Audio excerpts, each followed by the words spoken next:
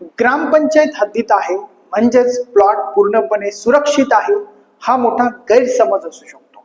म्हणूनच सांगतो की प्लॉट खरेदी वेळी आधी कागदपत्रे समजून घ्या, त्यानंतरच टोकन अमाउंट देऊन व्यवहार पूर्ण करा।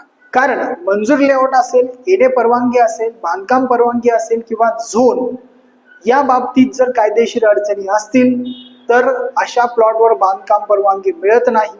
तसेच भविष्यामध्ये अडचणी या निर्माण होतात। त्यामुळेच प्लॉट किंवा जमीन व्यवहारामध्ये महसूल नोंदी असतील किंवा येणे परवानगी असेल किंवा प्लॅन मंजुरी असेल, हे वेगवेगळे घटक असतात आणि ते तपासून घेणं आवश्यक ठरतं।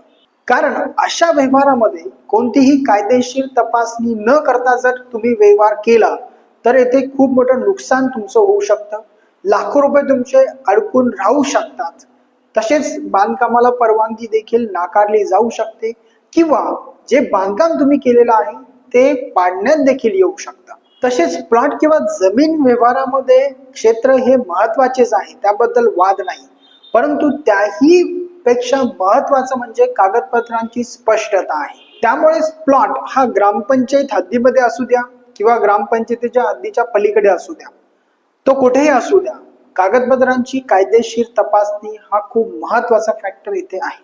त्यामुळे मी सर्वांना सांगत असतो की कागदपत्र न वाचणारे किंवा न समजून घेणारे लोक हे कोर्टामध्ये दिसतात आणि समजून घेणारे लोक हे सुरक्षित राहतात। त्यामुळे जे लोक प्लॉट घेत आहेत त्यांच्यापर्यंत ही माहिती नक्की पाठवा, तसेच तुमच्या ग्रुपमध्ये देखील पाठवा आणि अशाच कायदेशीर माहितीसाठी चॅनलला फॉलो नक्की करा।